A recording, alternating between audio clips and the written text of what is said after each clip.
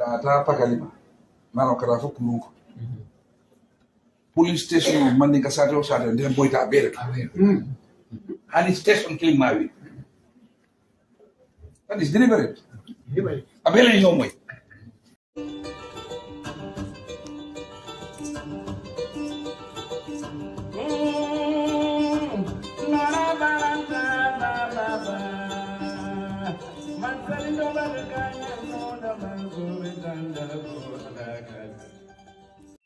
Assalamu alaikum bademolo ngammo be kontan wato nal kontan wala be na Kunkujang Keitaya UDP YouTube channel nga update all min soto wol nga mendi alla be nga min soto ale wala mu Musa Sediti nzella mo Musa Sedila na update to na Kunkujang UDP political bureau YouTube channel ngal kontan bake mba fula mo be assalamu alaikum. Assalamu alaikum. Good morning, fellow Gambians. Namobe konton al Tora and al konton Dimala. Greetings to everyone. I just want to shed light on the sacking of journalist Ebrima Jarra of King FM. Lafita mindiam la drowolomu Ebrima Jarra of King FM. Nga jele ni watin kono ko ya bayala do ko le King FM. Nga jele mo jama be in solidarity ala bayoto because hadama dingo ibe do ko la dami inyanta ka garanti o soto jele yo bari lafita nga nyo hakilo bulandi nyim nyanta kala Gambiano be an eye openality meta baken kanyin diam andu ngajele na sister tambedu fenke is it Fanta akanyin diamu bake about Gambianolu la condition doku dulalto ajarato aminata ba nge kontom bake aka diamu bake Mrs. Tambedu inumbara okay Ebrima Jarra bay ikoya by King FM simply because a general meeting le soto so I concern it and the ko puru ye la salary increase.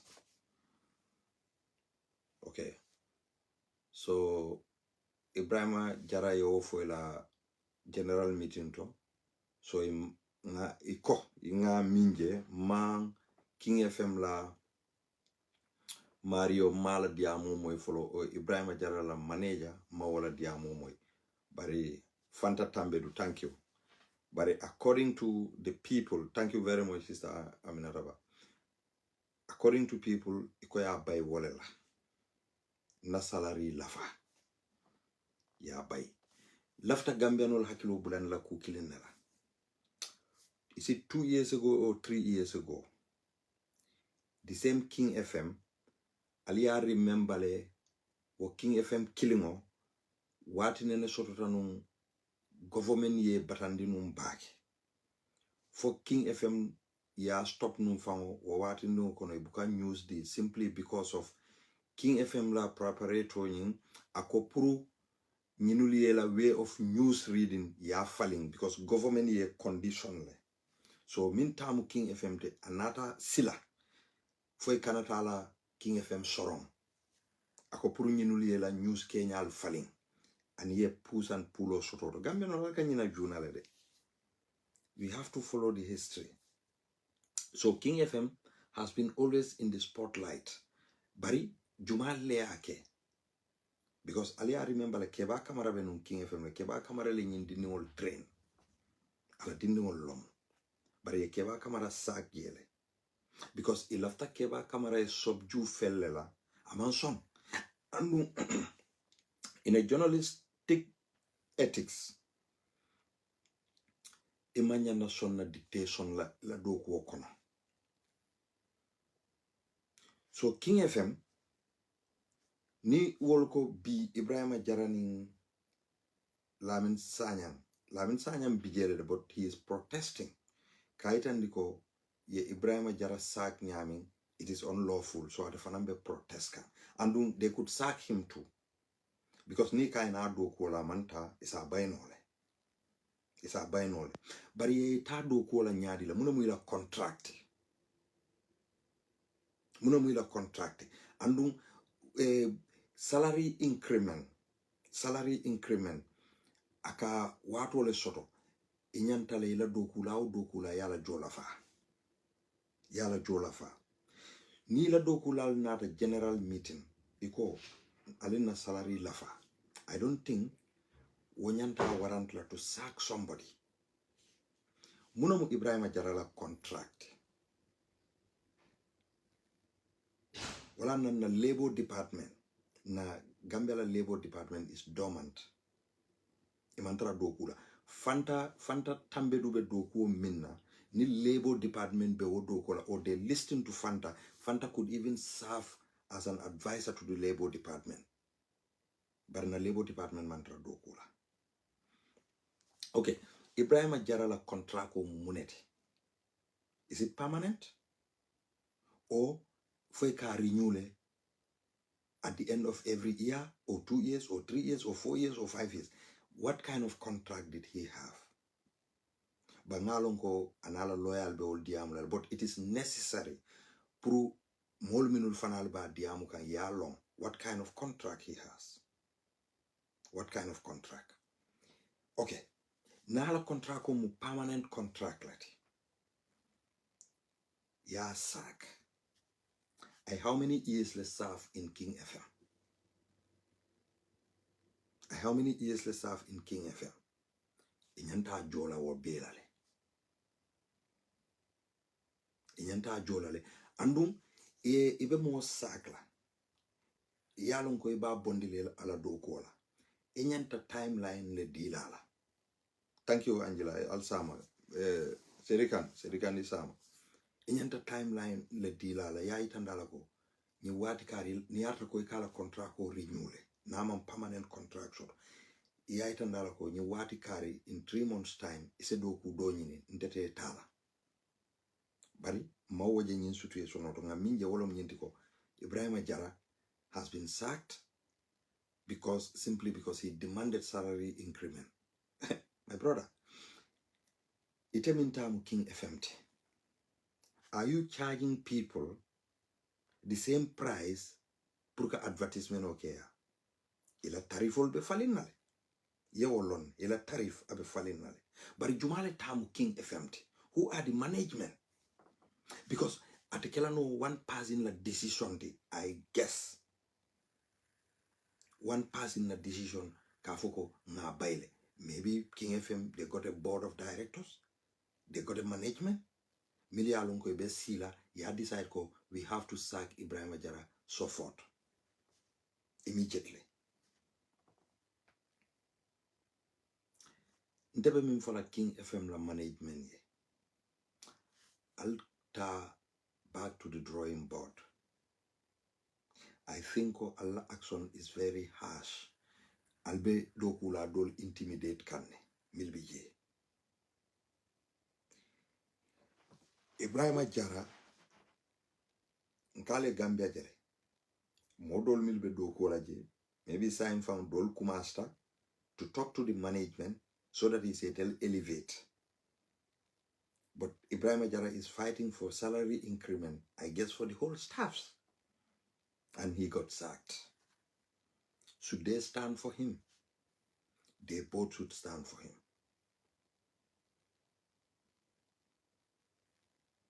They all should stand for him. Ibele nyanta lolai. The whole radio from Watchmano, Ibe nyanta itandla management la look, is because of us. Ila radio be yelekan. Yes, we earn our living here, but we need to be respected. Ibele nyanta sila mokana la doko. And recently, King FM Felandi, Imantra broadcasting kekan. People are missing Ebrima Jarra and Lamin Sanyang already. I can see ko Lamin Sanyang and Ebrima Jarra, they build a relationship very close to each other. So Lamin Sanyang is in a funny situation. He has a family. He needs to work to earn a living. But Hajiko, out of respect and integrity, it could be called Munamu Ebrima Jarra la position. Is he only a news reader? Is he only a journalist? Mol malo ila organization okono for Ebrima Jarra lo mu ila diamulati. Nobody knows. So why do you call a meeting if you do not want divergent ideas? Muna name it kumandi. Because you meeting kumandi, amanke ko it as the manager or it the tamu radio it a bit a CM will be kumandi min diate yo for will be okay boss yeta. No, you want to get ideas, and this is a brilliant idea. Kaitandiko banko be kolearine. Ntel fanal kata bitiko le ton kata fengolo sang. Nka luaso le jo, nka transportation le jo, nka essence le jo, nka telephone bill le jo, nka hospital bill le jo. So we want the management to look into this kamfanala salary lafa. I don't think that should warrant anybody to be sacked. But the labor department, even ngaloneko at a cordle, I guess some cordle. But now, Muntumalo wokiti obekela. How is Ebrima Jarra going to live? I believe lanyadi. Because there is no social system in the Gambia. Kafuko ye baila do kolale ye nyu kaitola yeta wo office auto say wo office will take care of it la luaso itela well-being. No, what is it? Now how is Ebrima Jarra going to live? Family tiole mati. Family tiole mati. Now the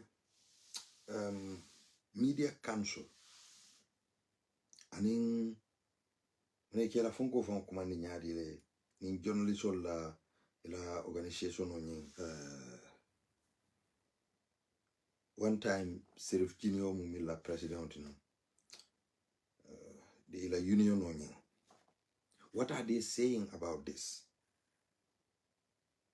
What are they saying? This boy I can usually read, and most of the time they read newspapers. Is GPU, thank you. Gambia Press Union, thank you very much, Jollof newspaper. GPU, munamuila position in this. What is their position in this?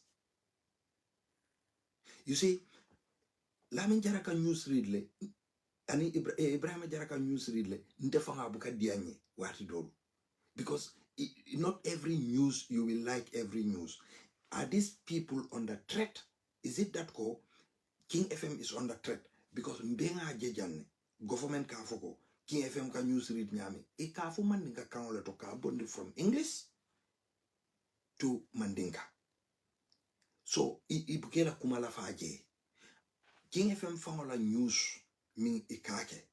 Ye mune for Gambia because ni news Gambia mbenga loneko if you near fake news for you got a penalty for that. So this nyina nyanta kabo ite moltala do kola you enslave them. Brother Esa ebi nge kontom back. Ite moltala do kola ye put under hostage. They would not speak. They would not be free. Well, you see Gambia ntelu need to reform la back in that country. Mbe reason for lale ni alkana mira kombe political laja. You see, let me tell you, we need a very good president. Mimman tambatandila kananang kata loan bal tanang kung kata silo le dogu kung kata bridge le dogu. Gambia need tamina follow all reformed. We need a good laws. Need a good laws lela wo banko kan. Ibaje lako nse bridge law, accountability and transparency seke. Kickback te sotola. Ala jube yinsilol mil bedo kuta Gambia. They are wonderful. We need roads. It's part of development. But I'll tell journalists all found and everybody, Jumale Nene Yinsilo la audit report oje. Why the audit reports are not out? Because the system is bad. Yin system ole ati na doku dula man guarantee no ila doku dula alto. They could be sacked anytime. Even doing their job perfectly. Delta bias like Afuko, yes, Nilu ikanale, ika news for no wanted. They are working. They need to put a food on the table. They need to put the food on the table. And mol nyanta lola nyoele, all the journalists, minul bebe Gambia. I know, in fact, maybe they are now looking to replace Ebrima Jarra.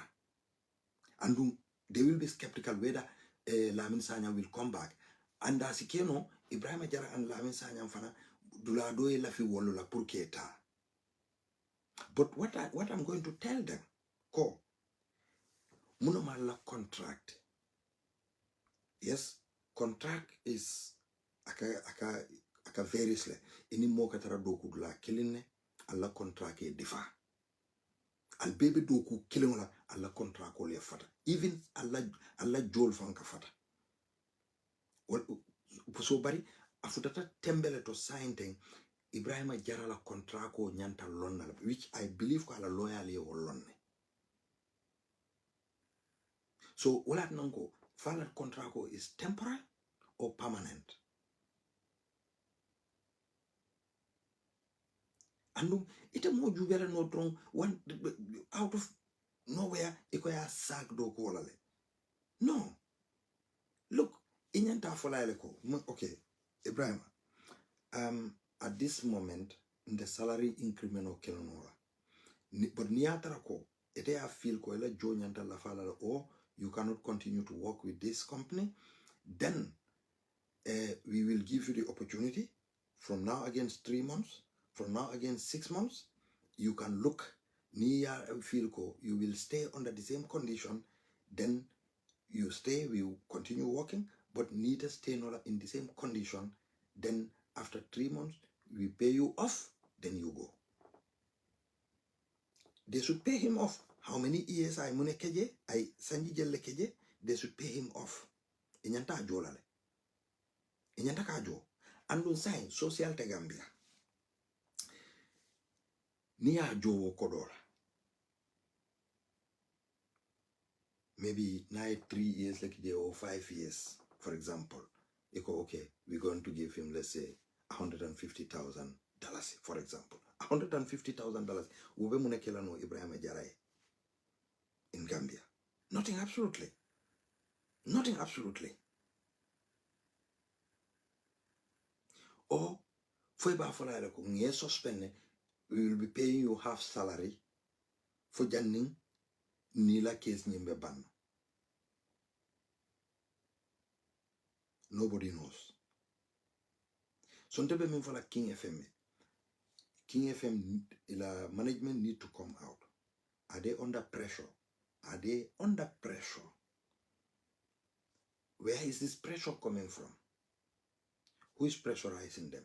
Who is telling them to sack these two people?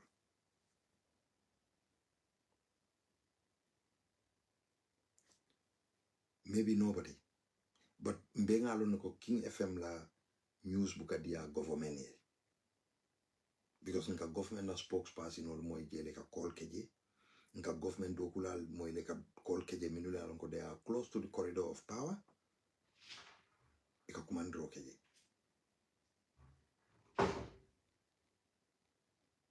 So Otto, ntepe minfola, let them go back. You see. You see. Yela cool revive mantra is mantra dictatorship kono ye. When we are talking about the government is bad. But what about the other organizations? Look, the media house. How can you just sack somebody just like that? And ya feel because ntelo tam. Baribe to kola luale koto. Gambia need better reform. This is why we need a better leader. We don't need a leader mi alongo abinala be kodole dila altella to promote him. No. System woni na bede ara ita fango ka hanyila do kula le ka garantile. Ika garantile. System wole nyanta ka bede ha ite na alon no be mune kenola.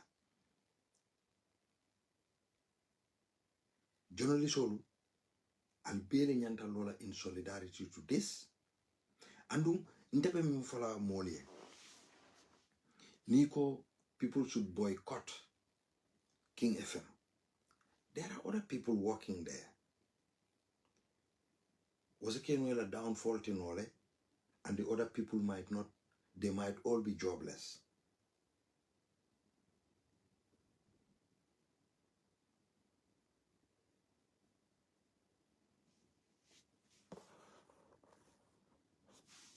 Okay, a service if employer or employee can end the employment relationship at any time for any reason, with some exception. This means either parties can terminate the relationship within notice of jurisdiction, as long as the termination is not for an illegal reason. Okay, good reason, good. Thank you, yes sir. Thank you. Aliya Jele is what the argument that ESA ABCC is bringing. Ete doku tiyo, and doku la. I'll say agreement o kenole. Ni lafita wala tina nga fonu njanko. Anyanta fola eleko. Okay. Ntelmantra salary la fala sign because financially maybe na finance because general meeting law. Their financial report must come. The financial report on Yantanala. So ni obviously ni jara ya jeko radio na financing abe jikan dumale. Maybe he might consider not taking increment of salary. So okay, and so okay in due course.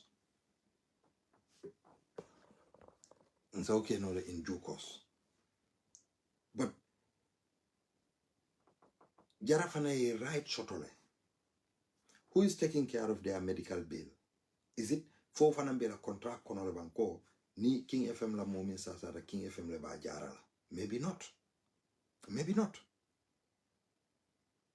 Maybe not. Muna la benefit at King FM. Eka clothing allowance sotoleba. Eka transport allowance sotoleba. Eka risk allowance sotoleba.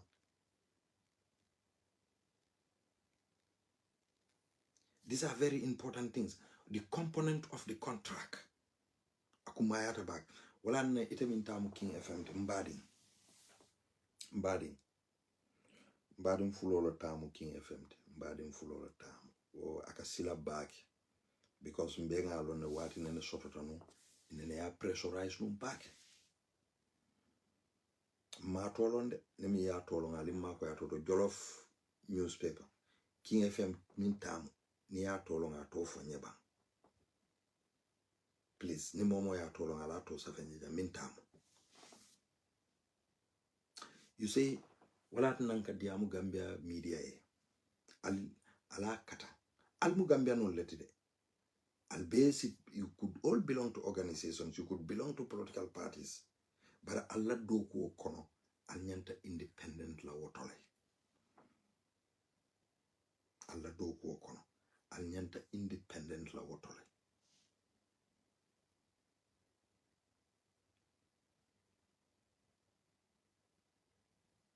Because wole be bunya di la altel famol wole be respect di la doku kono.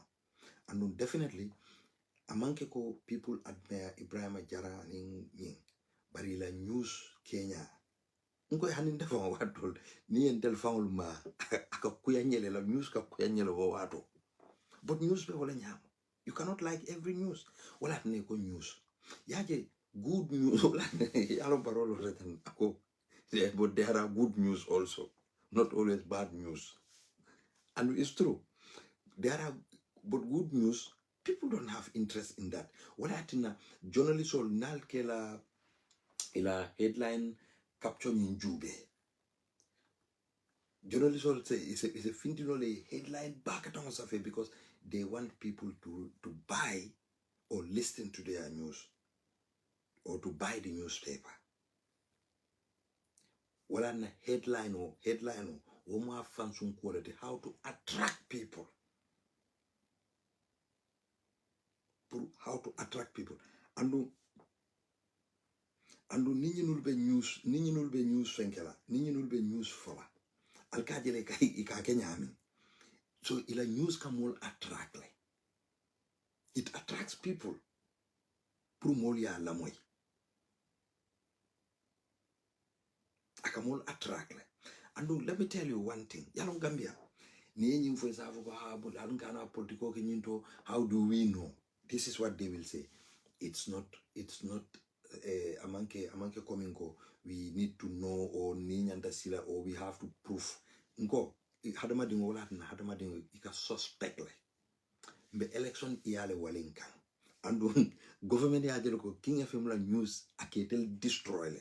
And King FM la news ka jamfale because nka mwele ka fo malon taxi FM fo be basere bang mala ning bansan aning fo farafenye and dol ke la fonkol ke audio leti e ka janjandi. So the King FM la news ka aka jamfale ngamira almost Gambia beka King FM la mwele because already audio wakati hano dula beleto as long as internet o be bulu.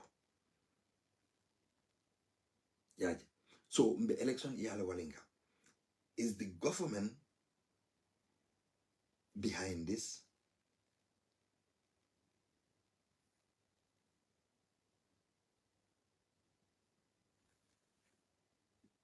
That's very true, Esa. Okay, mom, they exploit kind of because na workers na Fonko labor department is very weak, very weak. Yeah. Alaji Dauda Seka. Okay. Alaji Dauda Seka. Okay. Oh, okay. Sorry, ntegamra nuna badim fulolo tamu. I think so. Some years ago. Yeah, I'm a fuller. Well, I'm not the tribe do fuller, but I could talk about my own. So it's I don't think Mobo Jala Komingo. It's been but coming preso kabonandami. The root of the main katina. Most of the journalists, Alajube, Fenke, well, Swansea Dabo. Is it Babkar, Umar, or Momo Dabo? This Dabo journalist, investigative journalist, Ngamira science I know. Ahmad Baba ta silan la kaba sambala kitiolela. But Hansa and Ahmad Baba to come samba kitio. You see, it can threat sifal like so that some of the journalists will be afraid. And when journalists here be Mustafa Dab. Journalist all alajube like Palestine B. Israel ke bomb anyhow. How are we seeing it? How are we knowing the news?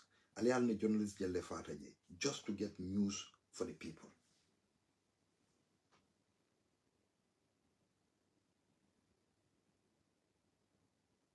Okay. YouTube on reality TV. How are they operating that? Is it Jarra and then Sanyang or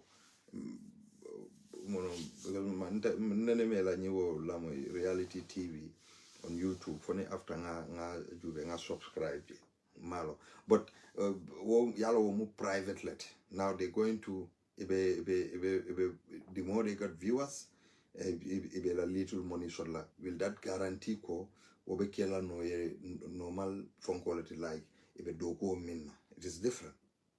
It's okay no privately. They could do that. But minyanta kakeja wolom nyintiko, we should stand for the truth. Alenkana jube ko dronko. Ye sakle mbe nyinul fanal victimized. No. Minyanta kake wolom nyinti. Let us try and then establish what the truth is first. What the truth is, okay. What the truth is, then no tonya lonta. I know ko the sacking actually it lola mo kuntor ki ala contract ko terminate. Wo is wrong totally. Wo wrong tale dulabe. Wo wrong tale.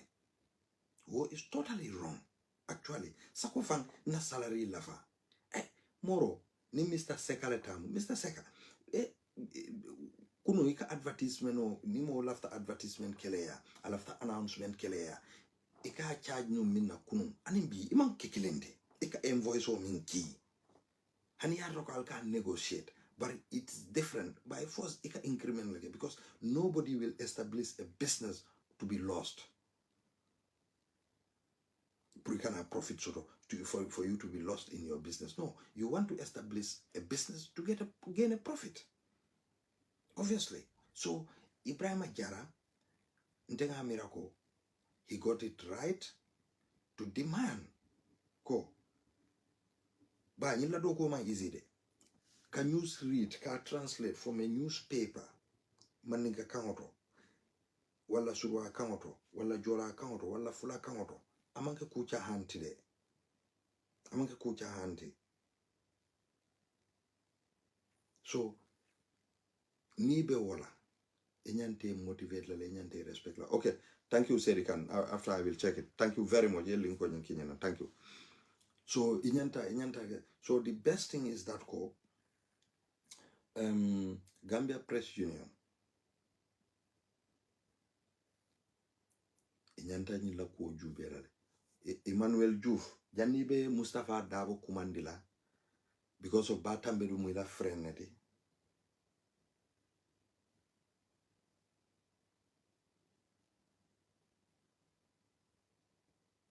Okay. Thank you very much, Jollof Newspaper.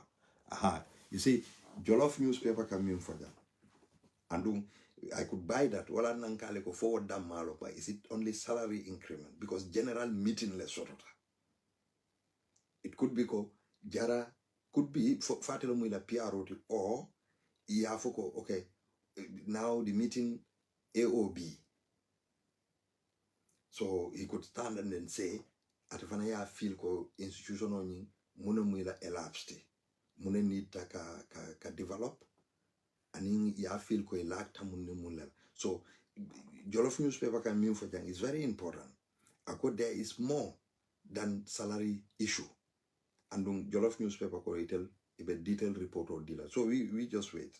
But the thing bedam in sign, Ebrima Jarra sagning automatically wona mbengalo nako worontale.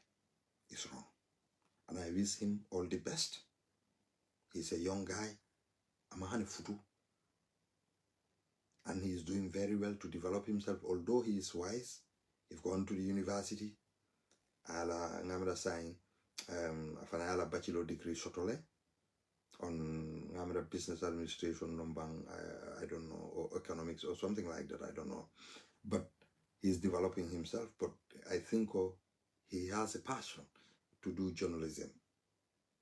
And he's doing his job at a role momenti abe okay can. The same newspaper, the same radio station ole keba kamara sak no. I remember, and these people who keba la trainees already. What went wrong?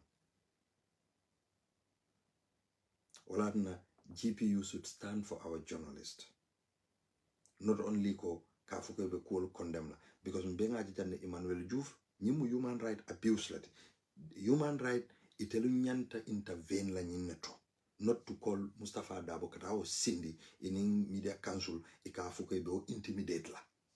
Just because Batamedu is my friend. Batamedu is tinyaro like Gambia. We all agree to that. He's one of the worst. I don't know if he's a but Ba is just a terrible Attorney General and the Justice Minister. Terrible one. Nimbe Tonya Fola. So if Mustafa Dabo did a good job, Ba fintiranga jele adiamuta kujamala ko ha Mustafa man time diatela. For Mustafa nyanta time delay. Why you were not transparent to Gambians? You're supposed to be transparent to Gambia. You've served that office. You shouldn't wait until reports are out. Time no. You should go, you should come out, no. It transparent to the Gambians. What you supposed to do, Mustafa was doing that for you. So we will say, well, at now Mustafa la fundraising,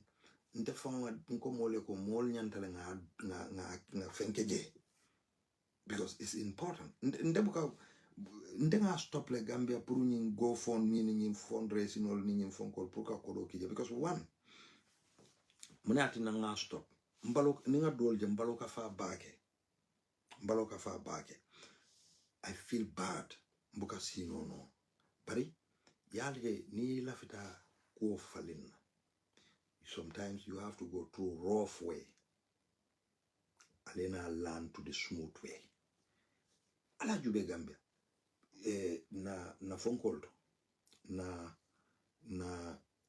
ikaje na community to diaspora call ka kodo fay nyoka ika silol doku diaspora call ka kodo fay nyoka ika boholosi diaspora call ka kodo fay nyoka ika solar light hole ke bulalto, which is the job of the government and the local government. Saying intelka budget o mindi mansa kundala at the National Assembly. Imagine itelka kodo tale yake la pocket money because he can't follow go, when we don't do, the community will do. This is good. Ila community to ite ila bulo ila jibokono ali clean water dila puri amin. You feel happy. But this is the job of the government. So you are doing the job of intelsa mansakunda mako no minto. Wala mnyindiko. Mansakunda sa fono lako, okay. We want laftanyine kela at this area. So ni momo ya lonko, you want to invest and have a share on it, then the diaspora people could invest their money. At least it's the employment keno jese more employ no. If an alpha will say fence or no, community is a fence. But you want to na yake and maintenance on bukanake ukola. Na tinyata few months waka beka tinyale from. So wala nantenga wale juyenko akole atalenak.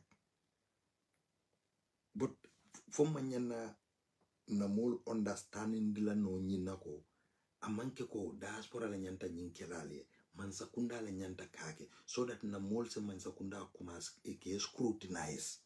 Para jube Gambia Gambia no minul be Gambia ni mansakunda kuona re kafuri yalo mansa moni mansa buka kele no. They don't understand ko woman say o fa no mimfango du itele ya sangaye. People don't understand all these things. So sometimes we have to go through the rough way.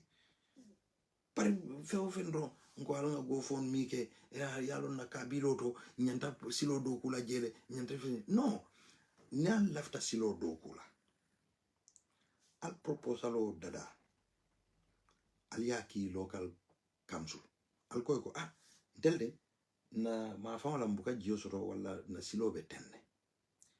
So lafita prali mako ale na silo dada ndel fanala nga domande min soton sa ala falu kam ngal mako alni esi alni akaja, then they will go ye project ni jube ni a project ko ni jube abe ala cost be kala monet ni atra let's say 10 million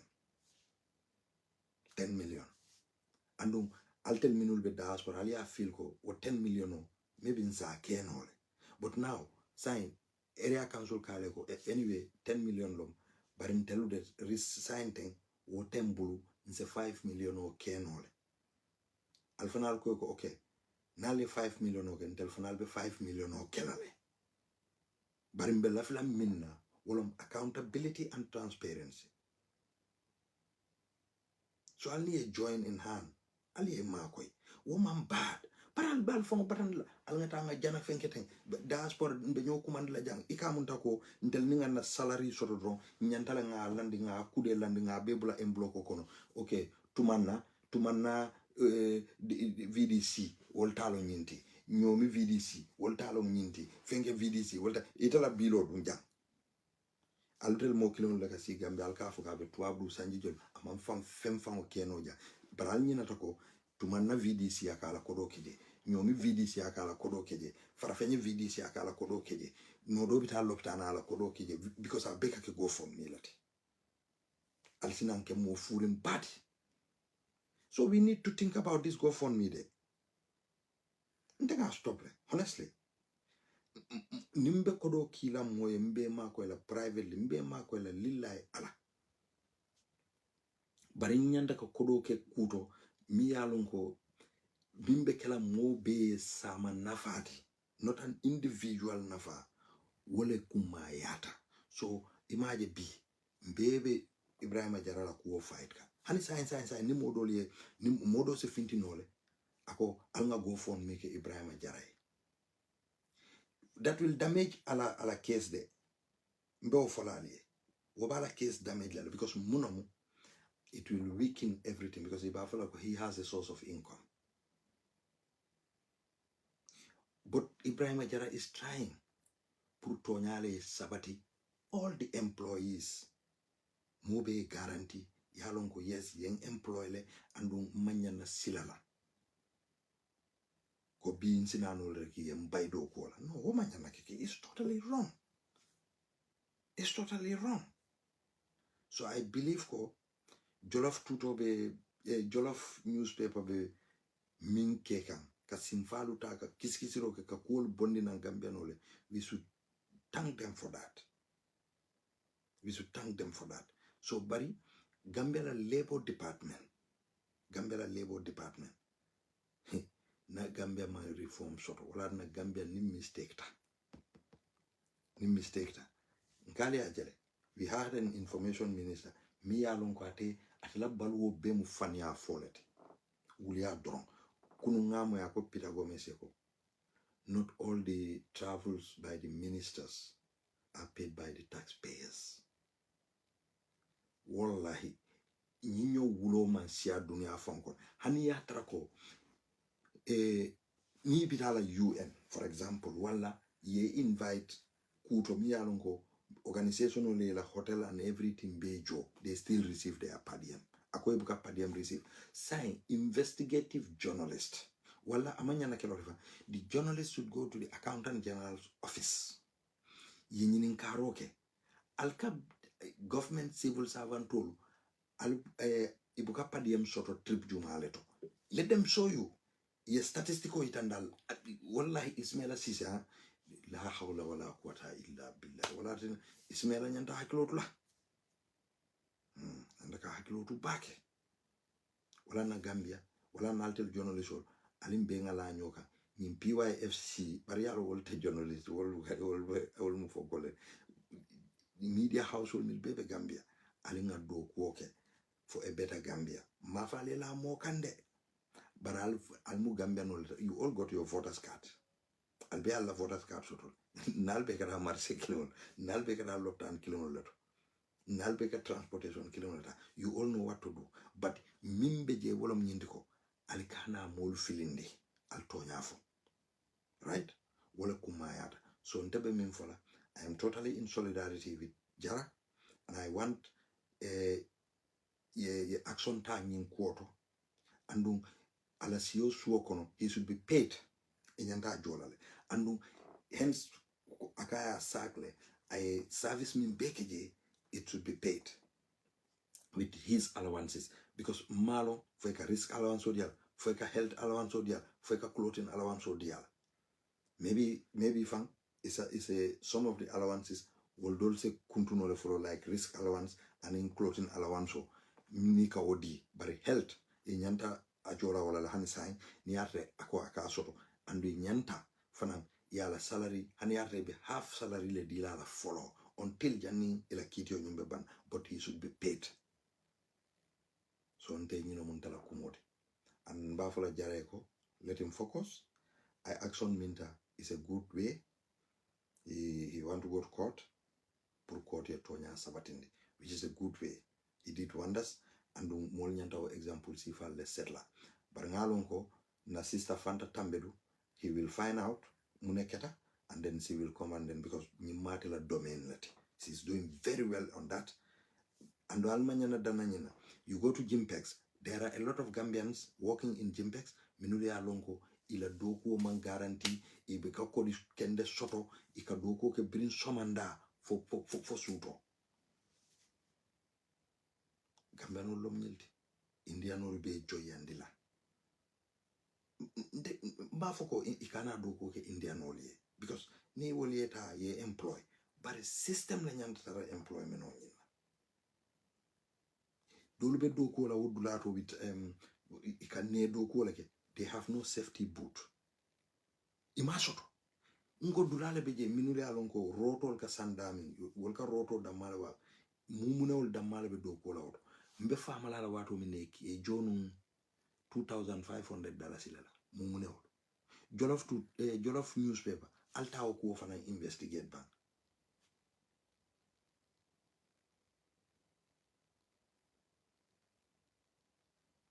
thank you Usman alwo mo jamale be do ko la Gambia be silaring ibuka hani ka cool voice out andu inyanta kumas la le sign ika union ole nyanta soto la yaje ni olanna ni be to Kunkujang union ole ka soto do ko dulal ka union ole soto min ka do ko lal defend if ka do ko lal defend ibaje la ko wolu they stand for do ko lal mole nyanta union sifal soto bari luale buka horoma Gambia min fam follow ka luatinya wolom na justice ministry fund you know so Jarra focus yela case ni poshu and ya make sure ko you know ye focus back dal ha so lafta nyine fola kaitandiko it is important ngalo muno mala contract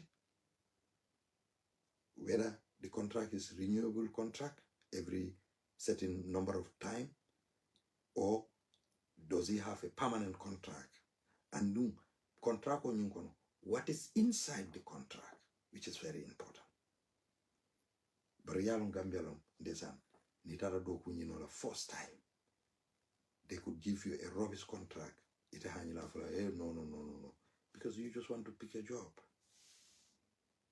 You just want to pick a job.